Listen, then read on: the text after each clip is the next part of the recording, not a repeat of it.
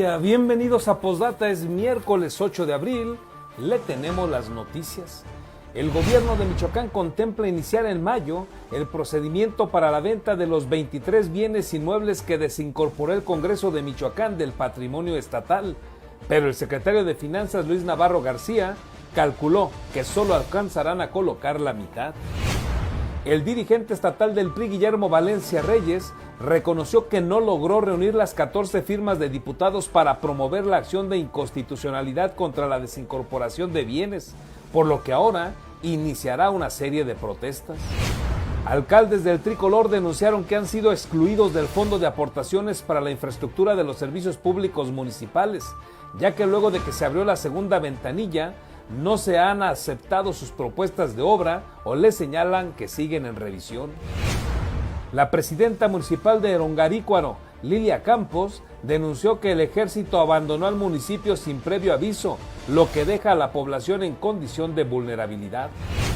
El gobierno de México anunció la creación del Servicio Universal de Salud, con el que se pretende que todos los ciudadanos reciban atención en el hospital público más cercano, sean o no derechohabientes del IMSS, ISSSTE o el IMSS Bienestar.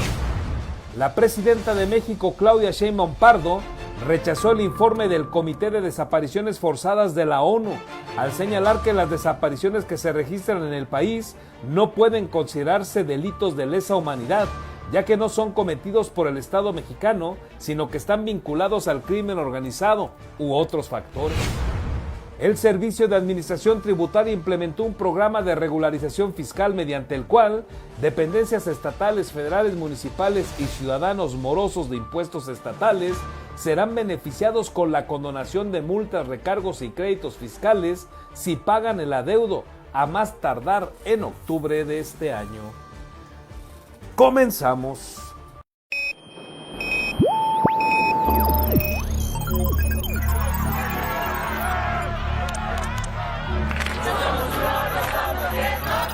America will again. Alerta. Urgente, que renuncie el presidente. Vox FM presenta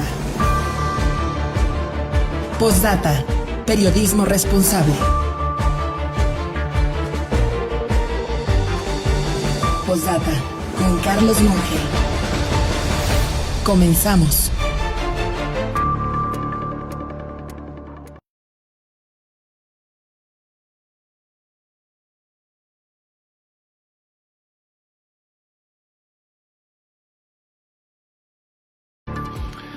Buen día, gracias por estar con nosotros, qué gusto saludarle en este miércoles 8 de abril.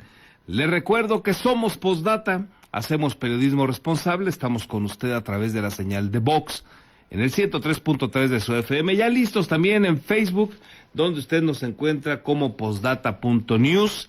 Y un saludo para usted que nos sigue a través de Radio Tele en el canal número 8 de su telecable, en este caso en punto de las 8 de la mañana en la retransmisión. Bienvenidos todos en esta mañana agradable. Les recuerdo que soy su servidor Carlos Monge. Quedo pendiente de sus comentarios, críticas, sugerencias. Puede dejárnoslas en la transmisión que tenemos en Facebook o bien mandarnos un mensaje al 4433 18 10 22. Quedo a la orden.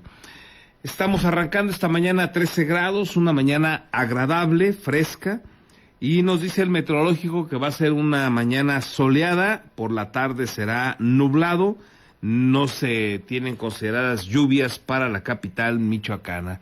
Así nos pinta este miércoles 8 de abril. Vámonos con los detalles. Mire, el gobierno de Michoacán contempla iniciar en mayo el procedimiento para la venta de los 23 inmuebles que desincorporó el Congreso de Michoacán del patrimonio estatal, pero el secretario de Finanzas, Luis Navarro García, calculó que solo alcanzarán a colocar la mitad. En total fueron 37 bienes inmuebles los desincorporados, pero de estos 23 son los que estarán en la posibilidad de vender. Y de estos que están en posibilidad de vender, el 50% calcula el secretario de Finanzas que van a lograr colocar, y el resto, si no se vende, pues se va a regresar a la condición que estaba antes. Así es que el objetivo que presuntamente perseguía con esto el Ejecutivo, pues se va a quedar corto. Aquí los detalles. A partir de mayo podría iniciar el proceso para la venta de los 23 bienes inmuebles que desincorporó el Congreso de Michoacán del Patrimonio Estatal el pasado 4 de marzo, tras la solicitud del gobernador Alfredo Ramírez Bedoya, que incluyó un total de 37 propiedades, de las cuales 14 se donarán. El secretario de Finanzas y Administración del Estado, Luis Navarro García, anunció que se está afinando el procedimiento que se utilizará, aunque aclaró que se hará de manera transparente y con avalúos comerciales. Digamos, todavía estamos afinando cómo va a ser el procedimiento para poder vender. Todo va a ser de manera muy transparente, todo va a ser con avalúos bancarios, comerciales obviamente, ningún avalúo se va a vender a valor catastral y yo creo que para el mes de mayo estaremos en condiciones de empezar ya con la venta de ellos. Navarro García explicó que se hicieron 3 grandes paquetes para colocar los bienes. Señaló que iniciarán con los bienes que se donarán. El primero, que corresponde al edificio que ocupa el Poder Legislativo y que pasará a su propiedad, así como de otros 9 que se donarán a diversos ayuntamientos que prácticamente ya hacen uso de ellos.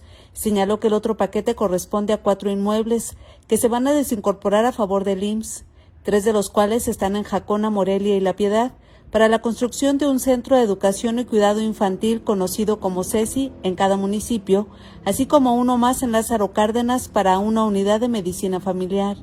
En ambos casos, calculó que se terminará el procedimiento legal en abril para dar paso a la venta. Sin embargo, aclaró que por el plazo que fijó el Congreso para colocarlos antes de que termine esta administración, alcanzarán a vender el 50%, ya que son inmuebles costosos. Digamos, del 100% de aquellos inmuebles que se puedan vender, no creo que podamos vender más del 50% en un corto plazo, porque digo, algunos de ellos no son inmuebles que puedan valer un valor mínimo, pues, ¿no? Son inmuebles costosos y tenemos la restricción, recuerda, de que lo que no se venda en esta administración se regresará como parte del patrimonio. El funcionario reiteró su postura en contra de la restricción que establecieron legisladores locales, al señalar que la desincorporación no se hizo para salvar a la administración de Alfredo Ramírez Bedoya, sino para aprovechar los inmuebles y evitar ponerlos en riesgo de una invasión. Yo lo he dicho, para mí fue una mala decisión esa restricción, porque al final no se hizo esta estrategia como para salvarle a la administración actual, no, es simplemente para aprovechar un recurso que en vez de que se esté parado y que esté en riesgo de una invasión, etcétera, que se pueda comercializar y aprovechar en algo que lo puedan disfrutar los michoacanos. Como ya se ha informado, en el listado de bienes inmuebles que se venderán se encuentra el edificio que ocupaba el anterior Hospital Civil de Morelia y el área donde se ubicaba la Expoferia Michoacán sobre Avenida Morelos, al norte de la capital michoacana. Con las imágenes de Daniel Guillén, reportó para Posdata, Verónica García. Y luego de que no prosperó la acción de inconstitucionalidad contra el decreto que avala la desincorporación de estos 37 bienes inmuebles, el dirigente estatal del PRI, Guillermo Valencia Reyes, anunció que recurrirán a un plan P de pueblo que consistirá en manifestarse inmueble por inmueble para señalar los predios que acusó pretenden ser entregados de manera irregular. En rueda de prensa, el priista explicó que el recurso legal no pudo concretarse al no alcanzar las firmas necesarias dentro del Congreso del Estado, pese a que, dijo, hubo acercamientos con legisladores de distintas fuerzas políticas. El dirigente del PRI detalló que sostuvo reuniones con diputados de Morena, PAN y Movimiento Ciudadano, pero aclaró que la firma decisiva era la del diputado del Movimiento del Sombrero, Carlos Bautista Tafoya, quien finalmente no respaldó esta acción jurídica. Le voy a poner plan P de pueblo, y voy a ir inmueble por inmueble y vamos a manifestarnos ahí y vamos a hacer un embargo ciudadano para que los ciudadanos sepan qué inmuebles son los que se quieren robar estos señores y para que si en una semana, en un mes, en un año, en 5, 10 Resulta que ahí puso una cafetería bien chingona, un familiar de algún secretario de gobierno de bedoyista o de algún diputado morenista, pues sepan el pinche nivel de tranza que se aventaron, porque esos señores le apuestan a la poca memoria histórica que desafortunadamente en México, pero hoy tenemos las poderosísimas redes sociales, ¿no?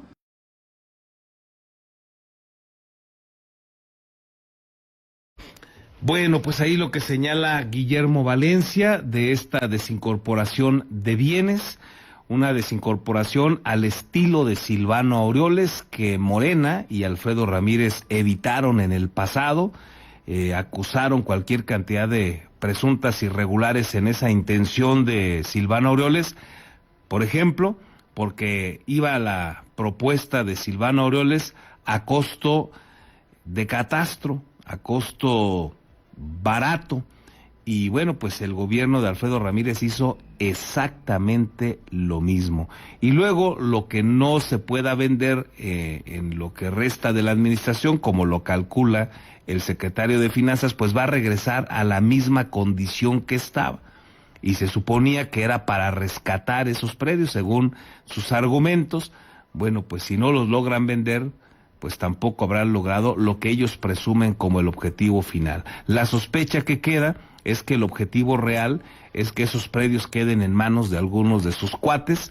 Los políticos pues le saben mover a estos asuntos, ya ve que tiene la prohibición de que no lo puede comprar pues algún familiar, algún pariente, y hay una serie de restricciones pues para tratar de impedir esta situación, pero pues son políticos, se dedican a este tipo de asuntos y ya se la saben cómo hacerle para tener prestanombres que no tengan ningún vínculo por los cuales se les pueda, digamos, impedir la compraventa.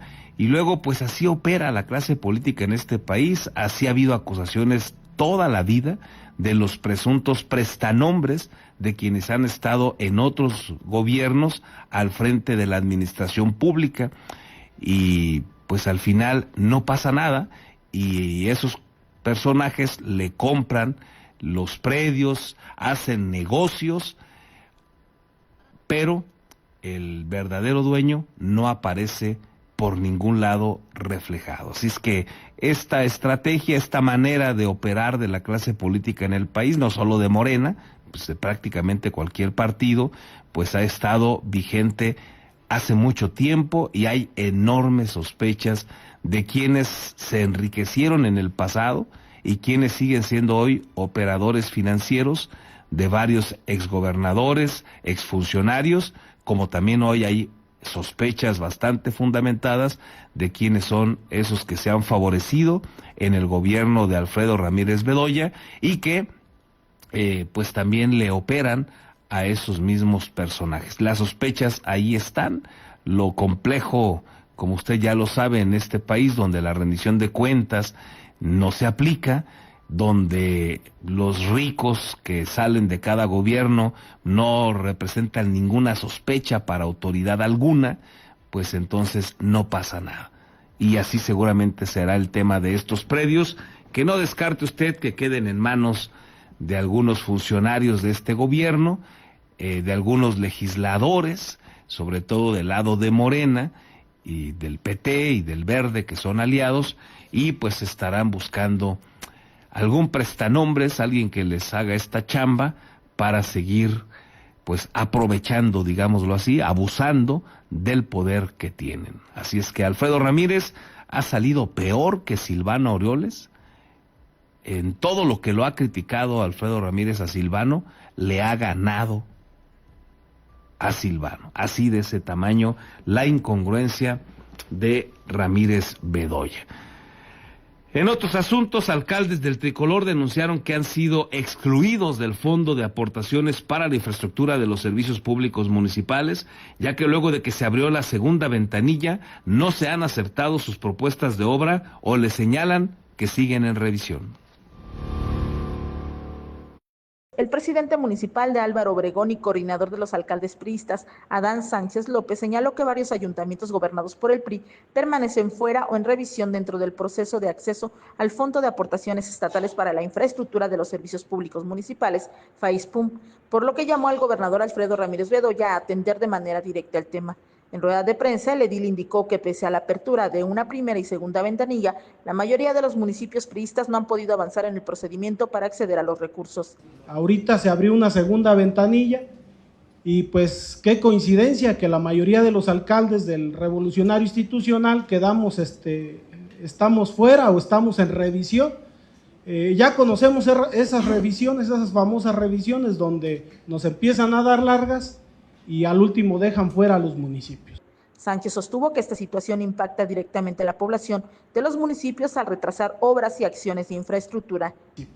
No castigan a los alcaldes, castigan a la gente, la cual nosotros representamos, gobernamos en los municipios y retrasan desde luego los desarrollos, las obras en cada uno de los municipios. Yo creo que no es justo que ya por medio de una secretaría se esté dando línea a los que sí simpatizan ahí con dicho proyecto. El alcalde agregó que según lo que se les había informado previamente existía el compromiso de entregar la totalidad del recurso estatal destinado a los municipios, aunque después se habló de un porcentaje menor que dijo tampoco se ha concretado.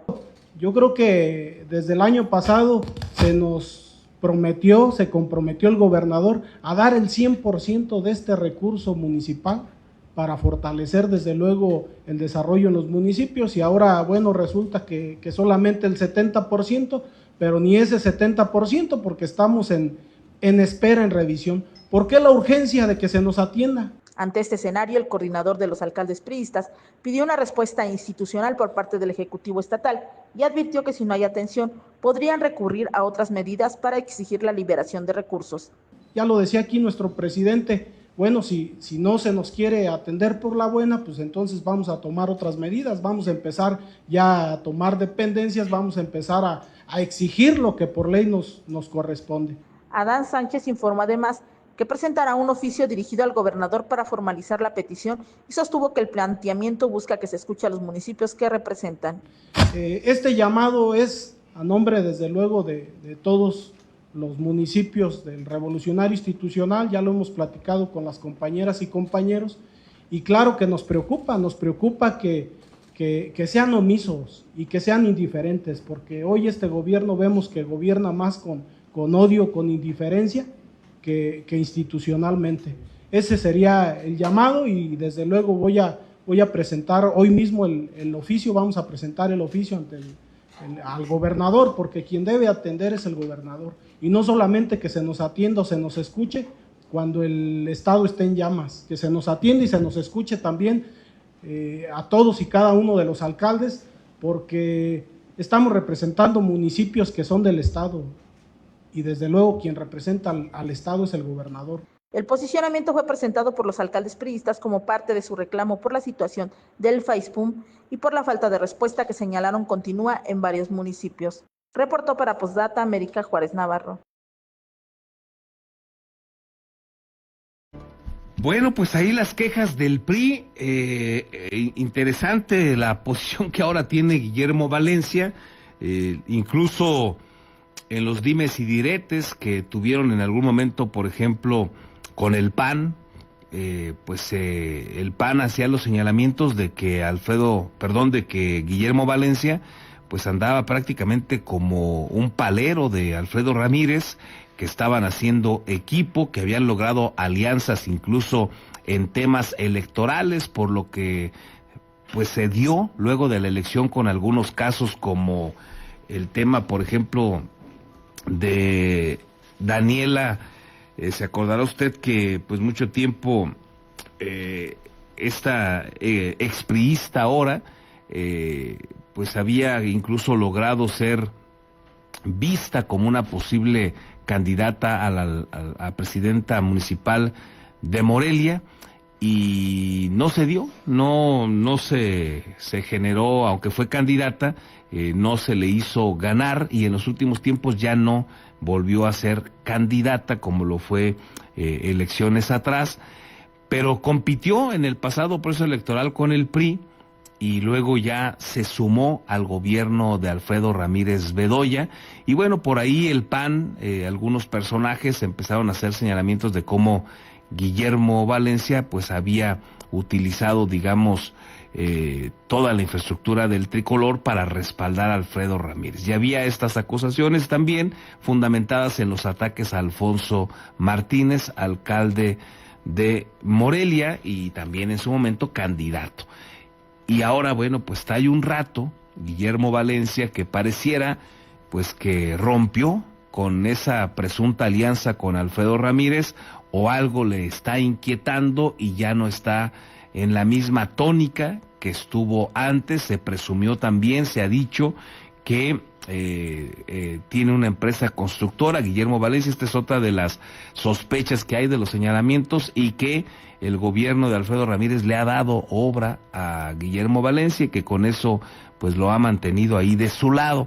Y así pues se han dicho, se han señalado algunas de estas sospechas del comportamiento de Guillermo Valencia que ahora pues como usted lo escucha ha dado un giro, ha hecho ahora señalamientos al gobierno de Alfredo Ramírez, que no los hacía en el pasado, se la llevaba ahí bastante tranquila, ahora sí ha hecho señalamientos en concreto, como este que hace contra la desincorporación de predios, pero también ahora los alcaldes del PRI, pues han hecho este tamaño de señalamientos en contra de Alfredo Ramírez. Antes los hacían, pero era en voz baja. Se quejan, por ejemplo, de los recursos que les dan también del Fortapaz, el tema de los recursos para las policías, para los temas de seguridad, y se quejan porque dicen que les dan apoyos para comprar, por ejemplo, equipo, y ellos no deciden qué compran, ni a quién se lo compran. El gobierno les dice, te tocan 10 pesos y yo voy a comprar esos 10 pesos y yo decido con quién los compro. Y es un vox populi, todos los alcaldes se quejan de eso y hacen acusaciones ahí en contra de algunos funcionarios del gobierno de Alfredo Ramírez, como César Erwin, por ejemplo.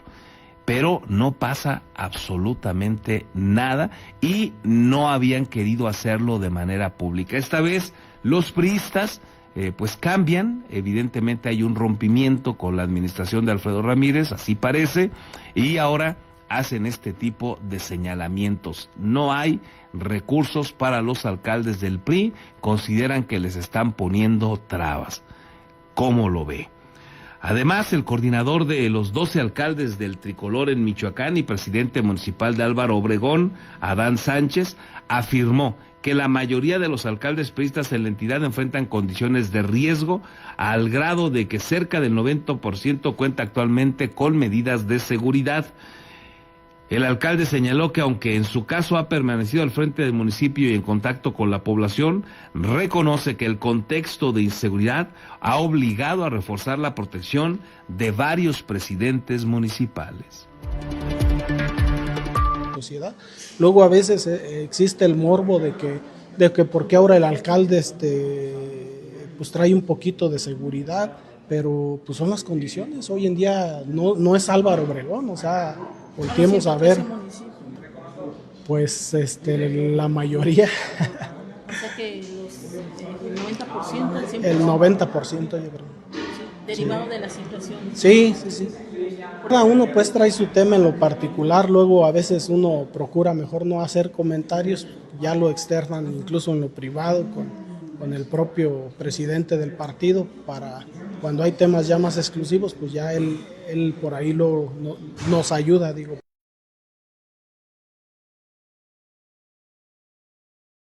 La alcaldesa de Erongarícuaro, Liliana Campos, exigió al gobierno estatal y a las autoridades federales restablecer de manera inmediata la presencia operativa del ejército en el municipio, luego de la salida de la base de operaciones interinstitucionales. En rueda de prensa, la alcaldesa manifestó su preocupación por el retiro de los elementos y señaló que la decisión se tomó sin previo aviso, además de que dijo no existen condiciones de seguridad para prescindir del acompañamiento del ejército. Quiero informar y manifestar mi profunda preocupación ante la salida del ejército mexicano de las instalaciones del municipio de Erongarícuaro. Esta decisión fue tomada sin previo aviso y sin las condiciones mínimas de estabilidad garantizadas, deja a Erongarícuaro en una situación de vulnerabilidad. No se debe de normalizar esto. Es importante señalar con total claridad que nuestro municipio no se encuentra en las condiciones de seguridad plena como para prescindir del ejército mexicano. Erongarícuaro es un municipio que, como muchos en la región, ha enfrentado retos importantes en materia de seguridad, gracias a la coordinación institucional del ejército mexicano y de la Secretaría de Seguridad Pública. Y nos preocupa que esto nos pueda perjudicar el día de hoy. Bueno, pues ahí lo que destaca la alcaldesa de Erongarícuaro dice que cerraron la base de operaciones interinstitucionales, estas BOI, que cuando las instalan, cuando se refuerza la seguridad, el gobierno federal, el gobierno estatal, el propio municipio, pues lo celebran, lo anuncian por todos lados. La presidenta te dice, van tantos miles de elementos de seguridad a Michoacán y presumen del arribo de estos elementos, lo hace el propio gobierno del estado. Bueno, tenemos tantos elementos gracias a la presidenta, y bueno, ahí está el discurso cuando llegan. Pero cuando se van, cuando lo cierran, nadie dice nada. Por eso este señalamiento que hace la alcaldesa de Erongarícuaro, seguramente, porque dice ella que nadie le avisó, y es un tema que hemos hablado pues durante mucho tiempo en Michoacán. Sucede una situación crítica como la que se ha presentado en los últimos tiempos tras asesinatos gravísimos que se han dado en torno a la política, en torno a la extorsión del Limón, etcétera, y entonces llegan bases de operaciones que se reabren, llegan más elementos que se reparten por el estado, y lo que siempre se dice es, ¿y qué va a pasar cuando se vayan? Porque si llegan un ratito, los malosos medio se esconden, medio se resguardan un ratito, pero luego se van estos elementos y se queda la crisis, o regresa la crisis, o resurge la crisis. Entonces, ahí el señalamiento que hace la alcaldesa de Erongarícuaro, luego de que ahora pues nadie ha dicho que ya se retiraron estos elementos de seguridad, estos elementos del ejército, que cuando llegan como los presumen, pero cuando abandonan nadie dice absolutamente nada. Al enlistar el nombre de 28 funcionarios de todos los partidos políticos asesinados en el trienio, el dirigente estatal del PRI, Guillermo Valencia, aseguró que el sexenio de Alfredo Ramírez Bedoya es ya el más mortal y sangriento en la historia de Michoacán. Aquí está lo que hace rato le señalaba. Ahora Guillermo Valencia pues ha dejado de ser el dirigente partidista que pues sonaba muy cuate de Alfredo Ramírez, defendía las reuniones que tenía con él, los encuentros que se daban incluso en el ámbito de lo social, y ahora pues está con todo haciendo este nivel de señalamientos, que tiene razón, pero que antes no los hacía. Ya con usted habíamos platicado, por ejemplo, este récord lamentable que tiene el gobierno de Alfredo Ramírez, con 7 alcaldes asesinados, el peor en la historia de Michoacán. Y bueno, Guillermo Valencia le suma a otros funcionarios que han sido abatidos, que han sido asesinados, y ya habla él de un total de 28 en este que llama el sexenio más sangriento en la historia de Michoacán. El dirigente estatal del PRI, Guillermo Valencia Reyes, aseguró que el sexenio del gobernador Alfredo Ramírez Bedoya es ya el más mortal y sangriento de la historia de Michoacán, al presentar un recuento de funcionarios municipales asesinados y denunciar su registro en las cifras oficiales de violencia. En rueda de prensa, el líder priista sostuvo que la administración estatal acumula el mayor número de homicidios contra autoridades locales y servidores públicos de distintos partidos políticos en medio de una crisis de seguridad que dijo no ha sido contenida. El sexenio de Alfredo Ramírez Bedoya ha sido el más mortal en la historia de Michoacán para presidentes municipales. Y en algo quería destacar a Alfredo Ramírez Bedoya, ahí está su dato. En esto sí vas a poder presumir, gobernador. El legado que dejas a la historia de Michoacán es que en tu gobierno hubo más ejecutados que en cualquier gobierno anterior. Con respaldo de su señalamiento, el PRI proyectó una lámina titulada Las 28 víctimas de la impunidad 2024-2026, donde enlistó a funcionarios asesinados de distintas fuerzas políticas. Entre los nombres mostrados aparecen Javier Miranda González, tesorero municipal de Senguio, Guillermo Torres Rojas, presidente municipal de Churumuco, Yolanda Sánchez Figueroa, presidenta municipal de Cotija, Heriberto Peña Cisneros, comandante de la Guardia Comunal de Tangamandapio, y Daniel Alejandro Laizón Estrella, jefe de escoltas del alcalde de Huirampa.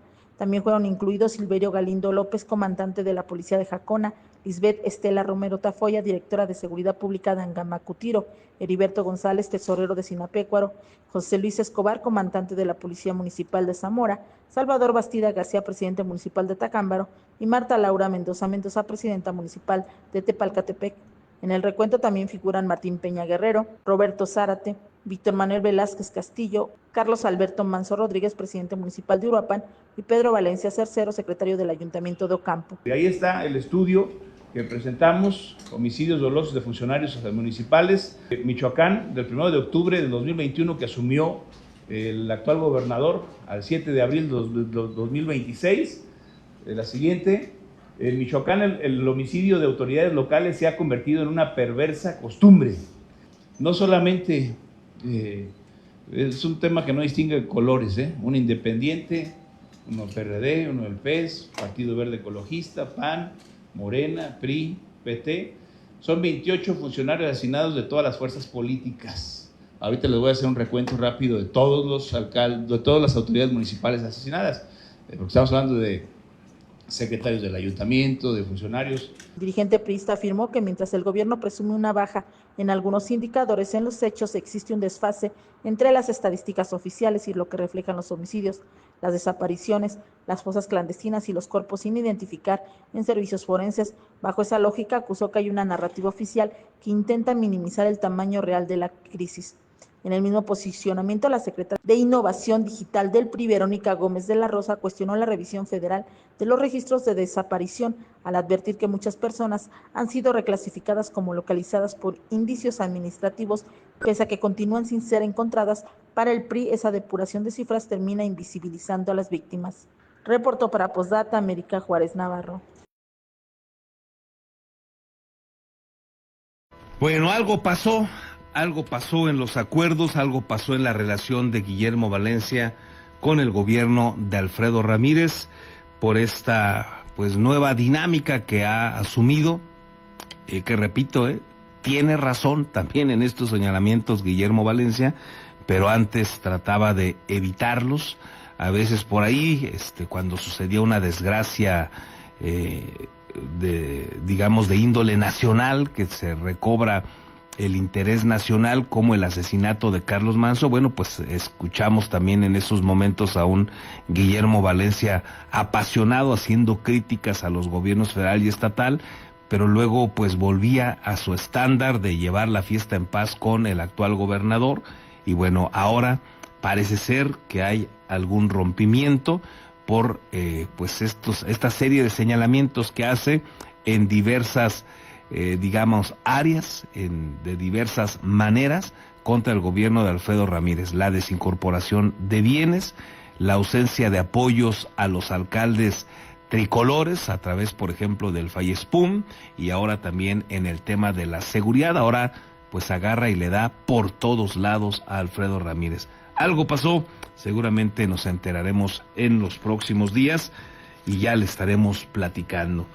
En otros asuntos, la presidenta de México, Claudia Sheinbaum Pardo, rechazó el informe del Comité de Desaparición Forzada de la ONU al señalar que las desapariciones que se registran en el país no pueden considerarse delitos de lesa humanidad, ya que no son cometidos por el Estado mexicano, sino que están vinculados al crimen organizado y a otros factores. Sigue defendiendo, pues, la presidenta de México esta dura crítica que hace una evaluación de las Naciones Unidas en torno a las desapariciones en nuestro país, que han sido, pues, lamentablemente tratadas no solo por su gobierno, sino también por el de López Obrador.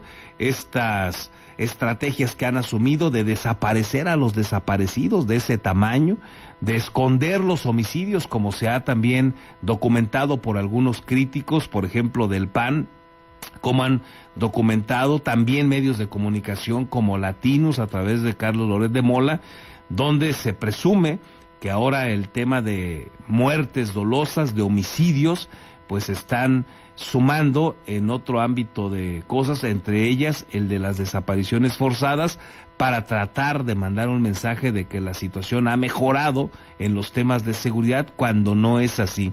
En medio de este debate, pues Claudia Sheinbaum, que se tardó más de un año en dar a conocer las cifras de los desaparecidos, las que ella dice tener, ¿no? Las que ella presume que son las reales, pero que había anunciado en un par de semanas, cuando lo dijo, cuando comprometió dar estas cifras, se tardó más de un año. Imagínese usted, más de un año. Sabrá Dios cuántas cosas hicieron para maquillar, para esconder, y por eso pues no le ha gustado lo que ha señalado las Naciones Unidas, y así lo defiende. La presidenta de México, Claudia Sheinbaum Pardo, rechazó el informe del Comité de Desapariciones Forzadas de la ONU, en el que se señala que de 2.160 desapariciones urgentes registradas entre febrero del 2012 y febrero del 2026 en el mundo, México concentra el 38% con 819 casos, seguido de Irak con 669, la cual concluye que en el país aún se ejerce la desaparición forzada. Pero lo que plantea el comité es otra cosa distinta, y por eso decimos que no estamos de acuerdo y que rechazamos ese informe con todos los argumentos que sustentan el rechazo a este informe. Dicen, alguno de ellos dijo, es que el gobierno de México se puso muy enojado. No es enojo, no es un asunto del estado de ánimo. Es un asunto de que no pueden acusar a un gobierno que luchó contra la desaparición forzada por parte del Estado de que está cometiendo el mismo delito. Desde Palacio Nacional, la mandataria señaló que las desapariciones en México no pueden catalogarse como crímenes de lesa humanidad, ya que afirmó estos actos no son cometidos por el Estado, sino que en muchos casos están vinculados al crimen organizado u otros factores. Detalló que en la actualidad en México ya no se registran desapariciones forzadas por órdenes de Estado y subrayó la diferencia entre este delito y las desapariciones perpetradas por grupos criminales u otras causas. O sea, se admitiría, Presidenta, que independientemente pues de las conclusiones con estas cuestiones en contra pues del gobierno mexicano que se menciona, las desapariciones forzadas en México sí pudieran considerarse un crimen de lesa humanidad. Es que es distinto. Un crimen de lesa humanidad, dicho por las Naciones Unidas, es aquel que se perpetra desde el Estado. Así está la definición, no es una definición mía. En manos de crimen organizado por cuestiones también de colusión. Es que no es lo mismo. No se niega el delito y se atiende. Y claro que queremos erradicar el delito de desaparición en nuestro país, por supuesto. Ante las críticas del comité por la ausencia de planes integrales de búsqueda, diligencias insuficientes, protección inadecuada a familias buscadoras, así como amenazas y represalias, Sheinbaum Pardo cuestionó a la organización internacional por la falta de reconocimiento a las acciones de su gobierno. Con la edición de Víctor Jaramillo, reportó para Postdata Fernando Salgado. Bueno, pues ahí esta situación siempre complicada, el tema de los desaparecidos, la desatención que ha tenido el gobierno de la República, el ninguneo que les ha dado los gobiernos de Morena, a las personas buscadoras, sobre todo a las madres buscadoras. Acuérdese usted de las posiciones también de antes de López Obrador, esta ausencia de información, este larguísimo periodo para poder fijar una postura en torno a la cantidad de desapariciones que presume el gobierno de Claudia Sheinbaum. Se tardó más de un año. Bueno, pues habla también de situaciones evidentemente que están mal en los gobiernos de Morena, esta estrategia de seguridad que Claudia Sheinbaum sigue defendiendo, aunque ya no la comparte en los hechos, pero que la sigue defendiendo, de los abrazos y no balazos de López Obrador, que desató de manera terrible la presencia criminal en todo el país. Y ahí están los números de muertos, por ejemplo, en el sexenio de López Obrador, y ahí está el empoderamiento de grupos criminales, de cárteles como este de Jalisco. Entonces hay muchos elementos a evaluar que evidentemente Claudia Sheinbaum no quiere ver, y aunque habrá que reconocerle que ya cambió la estrategia en el tema de la seguridad, que ya por lo menos hay un mayor interés en contener a los delincuentes, este abatimiento de el líder criminal del cártel Jalisco, el Mencho, bueno, pues es uno de esos ejemplos que tiene pues el reconocimiento Claudia Sheinbaum, Omar García Harfuch, aunque pues las lecturas obligan a concluir que fue a petición, a exigencia del gobierno de los Estados Unidos, a exigencia de Donald Trump. Pero bueno, al final cambió la estrategia, ya no es los abrazos de López Obrador a los criminales, ya no es la insistencia de López Obrador a que todos aquellos que habían resultado afectados por los criminales les otorgaran el perdón. ¿Se acuerda? Eso era lo que quería López Obrador. Y bueno, se los ganó, se los echó a la bolsa a todos los criminales, y hay sospechas no solo de que dejó pasar, sino que pudo ser pues parte de su estrategia y ser cómplice de todos los criminales. Los elementos ahí están para sospechar de estas situaciones, y son de los asuntos que evidentemente Claudia Sheinbaum no quiere ver y no se atreve todavía a señalar como errores brutales del gobierno de López Obrador. Sigue defendiendo lo indefendible Claudia Sheinbaum, y evidentemente, como usted la escucha, pues no está de acuerdo en estos señalamientos que le hace las Naciones Unidas. ¿Usted qué opina? Además, otro tema que resulta pues muy interesante, que habrá que ver qué pasa en el futuro inmediato, porque los gobiernos de Morena han sido un fracaso también en este tema han sido un fracaso en la atención a la salud de los mexicanos. Destrozaron el esquema de salud en el país, se han tratado de inventar diversas formas para tratar de restituir lo que echaron abajo, lo que destruyeron, y no han podido. Y ahí andan a las caiditas, a las ocurrencias. Bueno, pues ahora hay una nueva ocurrencia, y el gobierno de Claudia Sheinbaum ha anunciado la creación del Servicio Universal de Salud.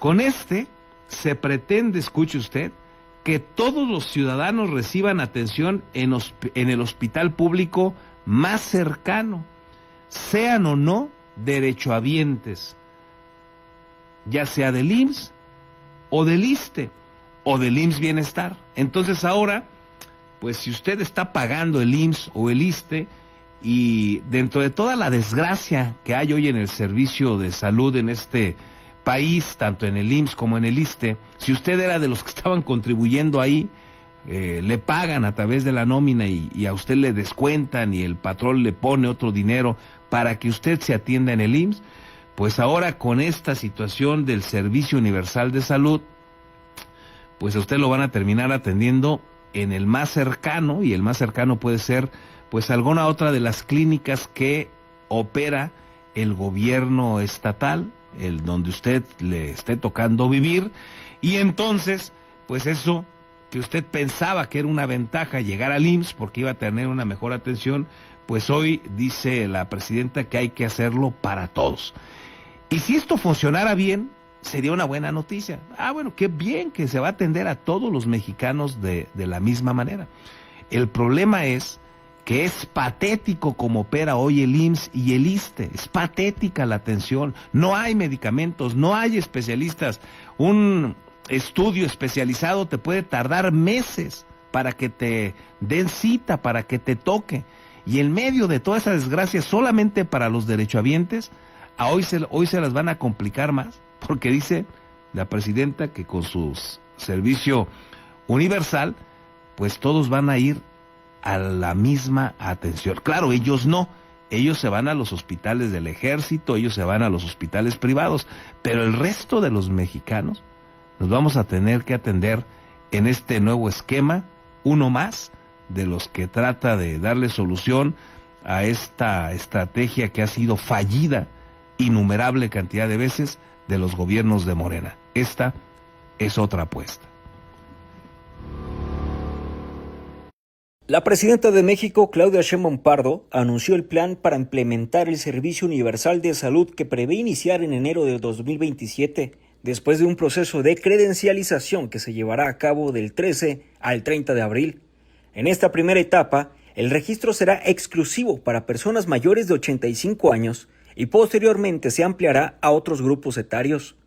Con este servicio, cualquier persona podrá recibir atención médica por cualquier enfermedad en el hospital más cercano, ya sea del IMSS, ISSSTE o IMSS Bienestar. El día de hoy estamos anunciando algo muy relevante, muy relevante. Va a salir un decreto presidencial en estos días, el día de hoy o mañana, que crea el Servicio Universal de Salud en México. Como ya explicó Eduardo, el Servicio Universal de Salud, el objetivo es que cuando nosotros dejemos el gobierno, cualquier mexicano o mexicana pueda ir a atenderse de cualquier padecimiento a cualquier institución de salud y pueda ser recibido. La presidenta informó que el registro para la credencialización comenzará en 21 capitales del país y las 16 alcaldías de la Ciudad de México, entre ellas Morelia. En total, se habilitarán 2.059 módulos cuya ubicación y horarios podrán consultarse en la página oficial www.gov.mx. Lo primero es credencializarse en el Servicio Universal de Salud para que podamos tener acceso a ello. La credencialización va a llevar más de un año, porque estamos hablando de 120 millones de mexicanos, 130 millones de mexicanos. Entonces, no es en un día cuando se hace la credencialización, no en un mes. Tenemos que hacerlo, lleva más de un año credencializar. Cada persona podrá obtener su credencial y con ella acceder a la red integrada de servicios que incluye atención universal en urgencias, embarazos de alto riesgo, prevención de infartos y enfermedades cardiovasculares, cáncer de mama, diálisis, trasplantes, hemofilia, vacunación universal y consultas médicas generales. Para realizar el trámite se necesitará presentar una identificación oficial con fotografía, documento probatorio de identidad como el acta de nacimiento, la CURP certificada, comprobante de domicilio no mayor a 6 meses y teléfono de contacto. Con la edición de Víctor Jaramillo, reportó para Postdata Fernando Salgado. Bueno, pues ahí lo que se viene, a ver si esta vez funciona. Hoy el esquema de salud en este país, ya lo hemos señalado, está terrible, es patético, y esto pues parece ser que va a complicar. Y dos, valdrá la pena también cuestionar, preguntar, reflexionar, si esto no va a motivar a que pues mucha gente siga optando por irse a la informalidad. La mayoría de las personas deciden exigir, por ejemplo, a través de los sindicatos en los gobiernos, a través pues también de la presión que puedan hacer trabajadores de empresas privadas para que se otorguen pues el pago de su salario a través de la nómina, de las prestaciones, para tener por una parte seguridad social y por otra pues tener la oportunidad de generar antigüedad, un fondo para el retiro. Son dos de los grandes expectativas que se tienen cuando se busca la nómina. No sé hasta dónde con esta decisión se le quite una de esas, digamos, expectativas que tiene un trabajador cuando paga, cuando le retienen para los servicios de salud. ¿Valdrá la pena seguirle pagando al IMSS bajo este esquema que está implementando el gobierno federal? ¿Será mejor irte a la informalidad? Porque al final, si el IMSS o el ISSSTE eran una mínima ventaja, el ISSSTE sobre todo para el sector educativo, eran una mínima ventaja de una mejor atención, un poquito mejor que el ámbito habitual de los servicios públicos de salud, y ya no se va a tener, ¿será saludable seguirle pagando? Bueno, pues ahí se quedan varias reflexiones interesantes sin duda, pero con esto evidentemente reconoce la presidenta Claudia Sheinbaum que pues siguen tratando de solucionar la debacle que hay en el sector salud y nada más no tienen una estrategia completa, única, y se van sacando pues ahí algunas estrategias de último minuto, como recientemente lo habían hecho con el IMSS Bienestar y ahora lo hacen con esto del Servicio Universal de Salud. Qué gran fracaso este tema para estos que se dicen la 4T. Déjeme hacer con esto una breve pausa y regresamos.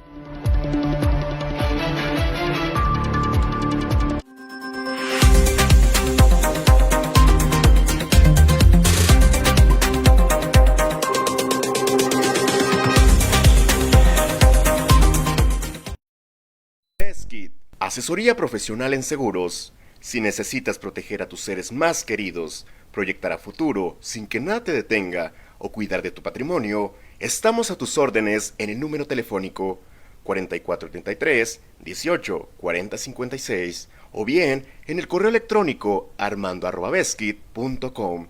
El licenciado Armando Dueñas Díaz, profesional en asesoría de seguros, espera su llamada.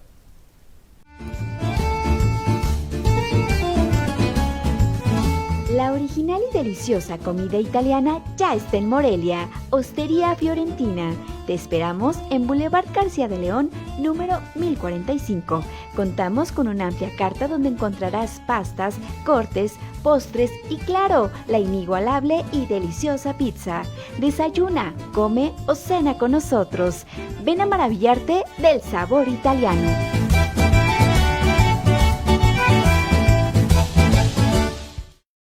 Tortas Acueducto el 32 y medio. No te quedes con el antojo. Deliciosas tortas de milanesa, queso de puerco, salchicha, jamón, hawaiana y cubana, o bien una orden de milanesa.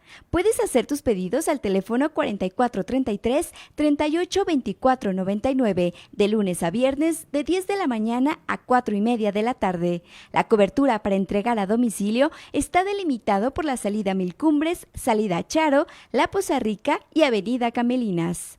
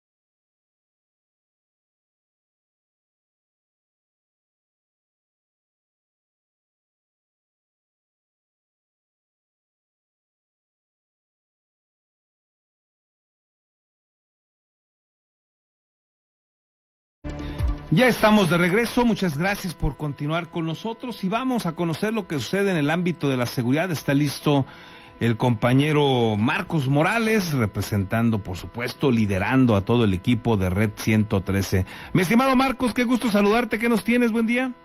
Carlos, muy buenos días, un gusto poder saludarles. Vamos a comenzar hoy en Uruapan, y es que 2 hermanos fueron agredidos a balazos a bordo de una camioneta. Uno de ellos murió, el otro quedó lesionado. Eso en la colonia Palito Verde.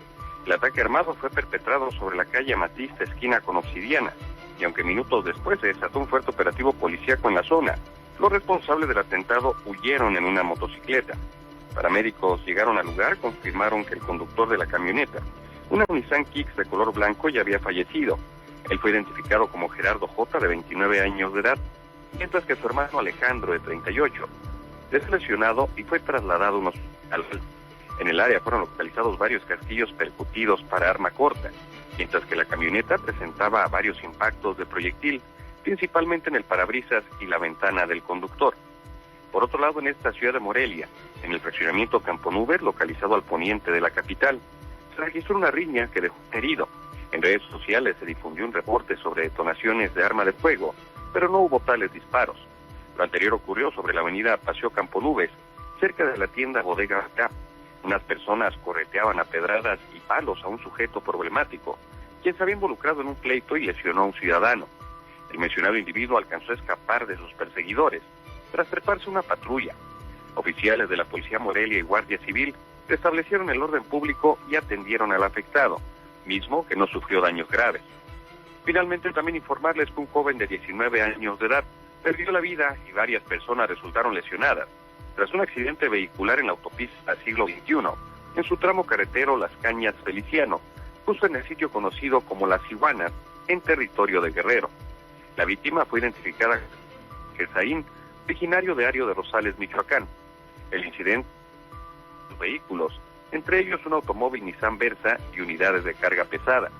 Según testimonios, uno de los tractocamiones impactó el vehículo compacto, lo que generó una serie de colisiones entre las unidades que estaban en la zona. El joven, quien se desempeñaba como operador de tráiler, descendió de su unidad para alertar a otros conductores sobre el accidente, momento en que fue embestido y quedó herido.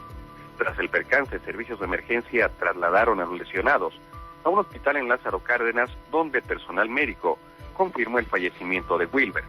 Mi estimado Carlos, es la información. Gracias, Marcos, excelente miércoles. Quedamos al pendiente, excelente día para todos.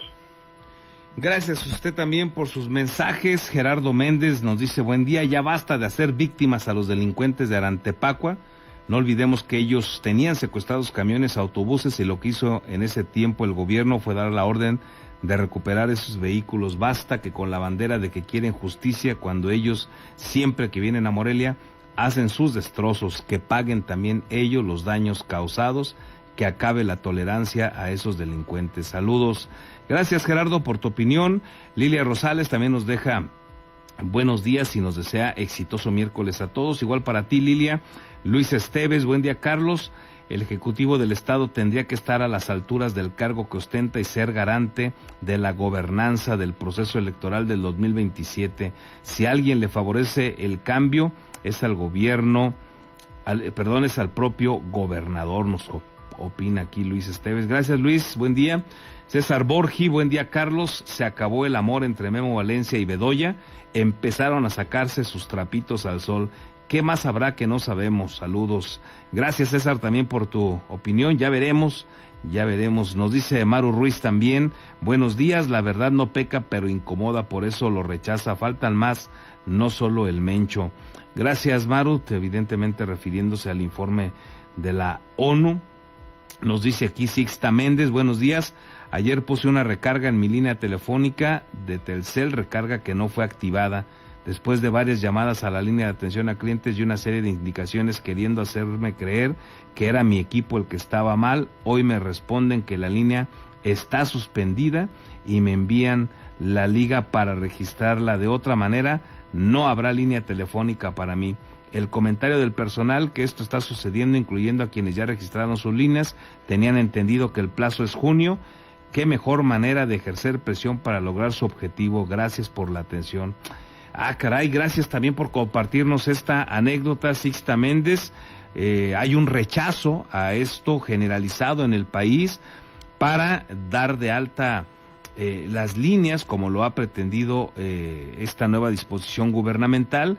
Y bueno, pues esperemos que no sea una estrategia donde se estén sumando empresas telefónicas a forzar a los clientes. Hay una intención, a ver si abordamos este tema con más calma en los siguientes días. Hay una intención ahí ciudadana de partidos también políticos que están tratando de evitar que esto pueda darse en el mes de junio, que efectivamente vence el plazo. Gracias, Sixta, también por tu opinión. Víctor Hernández dice, buen día, Carlos, por la forma del plan de afiliación, lo que están tratando de tener registrada la población a toda costa, evidentemente refiriéndose también Víctor Hernández al tema de la telefónica. Gracias a todos por sus opiniones, por sus comentarios, por sus saludos. Con esto llegamos a la parte final. Muchísimas gracias por el favor de su atención, que tengan un excelente miércoles, disfrútenlo, vamos a tratar de hacerlo productivo y por acá nos encontramos mañana. Hasta entonces.